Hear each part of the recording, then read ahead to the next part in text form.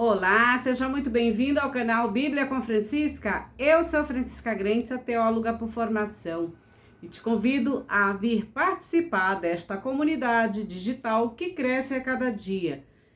Para todos que já estão aqui, vocês sabem que este canal é um tesouro do Eterno para as nossas vidas. E hoje, especialmente, eu falei para vocês em vídeos anteriores que eu iria falar sobre a Páscoa. Bom, essa semana aconteceu uma coisa muito interessante, porque vocês sabem, todos que leem as Sagradas Escrituras, as narrativas bíblicas, sabem que a Páscoa, lá em Êxodo, enfim, do povo antigo, do povo do Antigo Testamento, antes de acontecer a Páscoa, antes da saída deles do Egito, da escravidão no Egito, houve também as pragas, né? Deus mandou as pragas, enviou as pragas aos egípcios, ao faraó, enfim, que vocês devem conhecer todas as pragas existentes. Se não conhecem, eu convido vocês a lerem o livro do Êxodo. Então, o que acontece? Lá no livro do Êxodo conta, né, que Deus manda que Moisés... Por que eu tô contando essa história? Deus manda que Moisés vá até o faraó, e numa dessas narrativas, acho que em Êxodo 7, Êxodo capítulo 7, versículo 9 a 12, tem uma cena, né, uma narrativa onde Moisés joga o seu cajado e ele é transformado em serpente, né, assim, juntamente também, como se fosse uma competição entre os sacerdotes do faraó e Moisés, né? Então, há lá uma narrativa a respeito das serpentes. Pois muito bem. E isso antecedeu a saída do povo hebreu do Egito. Antes deles saírem, da saída deles, houve essas pragas e tudo mais. Então, e Deus depois endureceu o coração de Faraó para que ele deixasse o povo hebreu sair de lá dessa terra, né? E caminhar pelo deserto, enfim, até a terra prometida que Deus havia, que iria dar ao povo israelita. Aí, o que acontece? Ontem eu estava conversando com uma colega a respeito dos textos bíblicos e entrou uma outra moça e eu estava falando a respeito de João 3, né?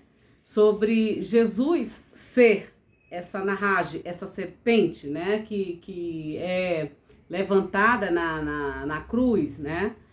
E eu li o texto para essa minha colega, para essa minha amiga, e ela disse: nossa, mas eu nunca tinha ouvido falar sobre isso, de Jesus ser uma serpente.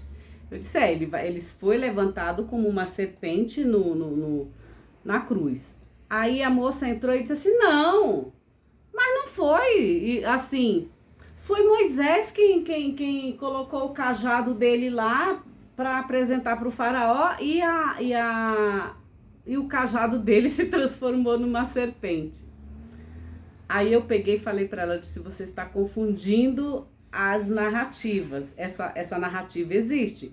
Porém, aqui em João, Moisés, é contado pelo evangelista João o seguinte, que assim como Moisés, Moshe Rabbeinu, né, para você que é judeu, assim como Moisés levantou a serpente de bronze no deserto, para que todo aquele o povo que estava reclamando de Deus, das coisas de Deus, aquela coisa toda, Deus quis matar todos eles, tá? Deus quis matá-los. Então, e para aqueles que olhassem, crescem neles, no que Moisés iria fazer, Deus disse assim, que ele fizesse uma serpente de bronze, colocasse lá para que o povo se curasse. Tô até aqui com uma serpente, olha que legal. Vendo? Eu não tenho medo de serpentes. O sangue delas é muito poderoso. Então, mas o sangue de Jesus é mais, vocês vão entender por quê. Então, o que acontece? Todos aqueles que estavam lá no livro de Números, até tem essa referência também no livro de Números, capítulo 21, versículo 8 e 9, Deus pede que Moisés faça essa narragem, né, de bronze. Então, o que acontece? Lá todos aqueles que olhavam para essa narragem, para essa serpente de bronze, eram curados, né? Isso lá em Êxodo capítulo 9. Então, e aí o que acontece?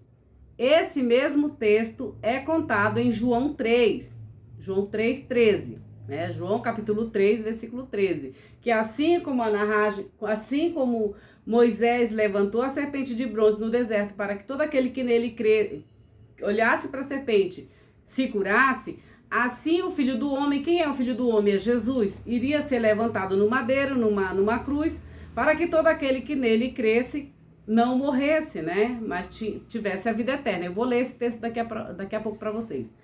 Mas para você ver como as pessoas às vezes se confundem com os textos, né?